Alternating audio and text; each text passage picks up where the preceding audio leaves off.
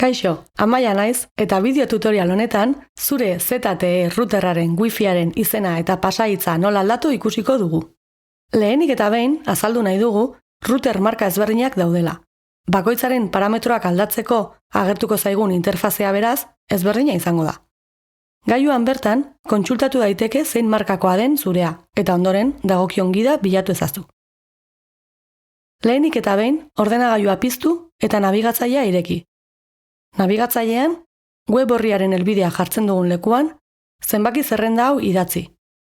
1.9.168.1.1.bat. Kasu honetan, ZTE markako routerra dugunez, ZTE-ren orria ireki da, eta bertan ondorengo erabiltzaile eta pasahitza jarri behar ditugu. User, hau da erabiltzailea, 1, 2, 3, 4. Password, pasahitza, 1, 2, 3, 4. Lehen orrialde honetan, routerrari buruzko informazioa daukagu.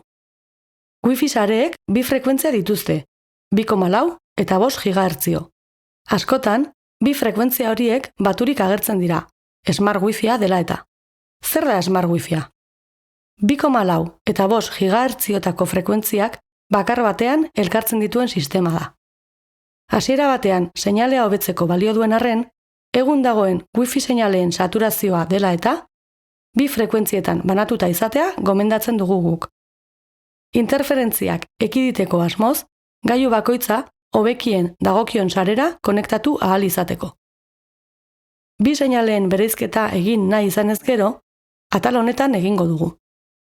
Ezkerreko menuan agertzen den Network atalean Smart Wi-Fi sakatu.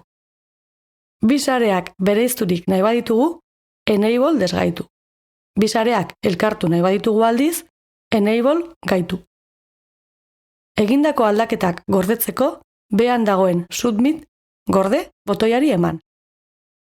Ezkerreko menuan Network atala zabaldu eta aurretik aipaturiko bi frekuentziak agertu zaizkigu. Bakoitzak izen eta pasahitz bat izango ditu. Izen bakoitza aldatzeko dagokion frekuentziaren SSID setting atalera joan, izena aldatu eta submit gorde sakatu. Pasahitz bakoitza aldatzeko dagokion frekuentziaren security edo segurtasun atalera joan, pasahitza aldatu eta submit gorde botoiari eman.